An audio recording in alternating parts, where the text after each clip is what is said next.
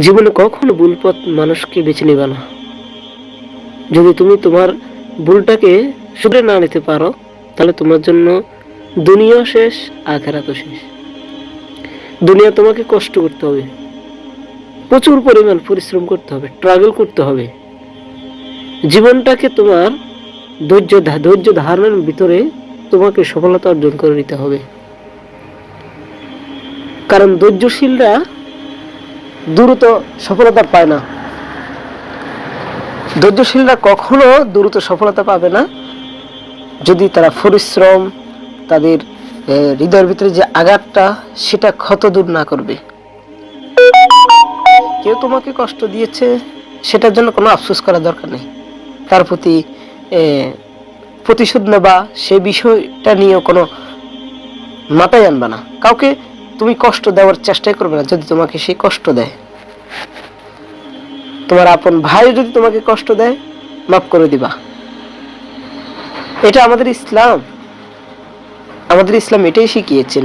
কষ্ট দিয়েছে তো তুমি তাকে মাফ করে দাও, পারলে তার থেকে দূরে থাকো, তাকে দূর থেকে হেল্প করো।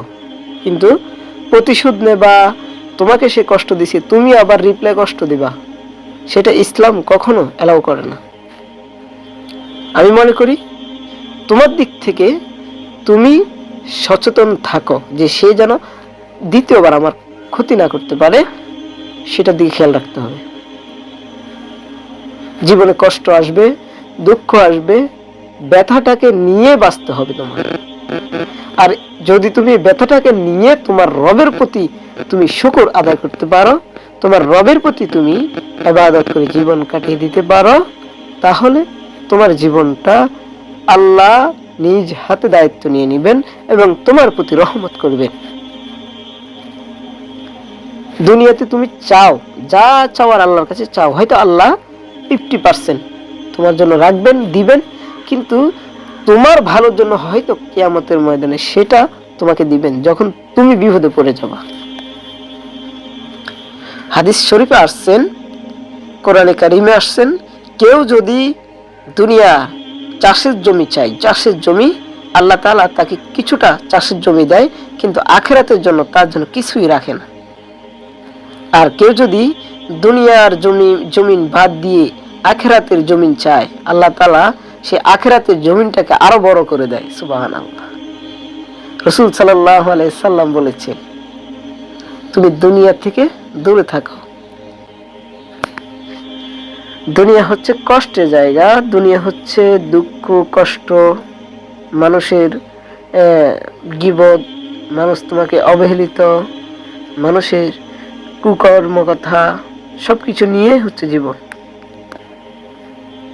দুনিয়া সবাই স্বার্থের জন্য ঘুরে, দুনিয়া সবাই স্বার্থ ছাড়া দুনিয়া চলে না, এটা তোমাকে মেনে নিতে হবে। শুধু একজন তিনি স্বার্থ চান না, তিনি হচ্ছেন তোমার রব, যে তোমাকে রিজিক দেয়, যে তোমাকে তোমার বিপদ থেকে উদ্ধার করে, যে তোমার চাকরির ব্যবস্থা করে যায়, যিনি তোমার সমস্ত আকাঙ্ক্ষা তিনি পূরণ করে। তুমি মনে মনে যা চাও, আবার যা চাও না সেটাও আল্লাহ জানে। তুমি মনে মনে চিন্তা করো না করো সেটাও আল্লাহ জানে।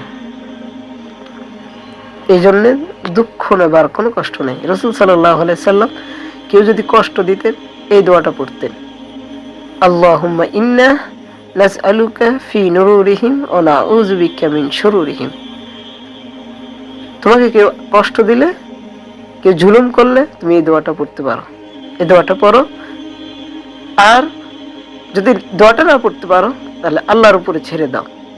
তবে তুমি নিজে প্রতিশোধ নেওয়ার চেষ্টা করবে না, আল্লাহর উপরে ছেড়ে দাও যে আল্লাহ, সে আমাকে কষ্ট দিয়েছে, আমার উপরে জুলুম করতেছে, তুমি দেখতেছো, দুনিয়ার কেউ না দেখলো তুমি দেখতেছো, এটা বলে আল্লাহর উপরে ছেড়ে দিতে হবে।